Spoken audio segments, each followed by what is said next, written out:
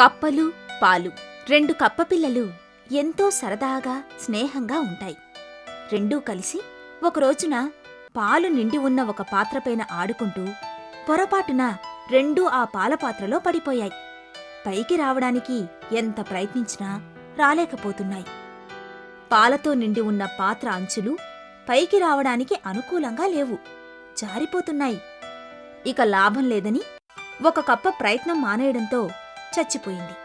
అయితే రెండో కప్ప మాత్రం ధైర్యంగా ఆలోచించింది.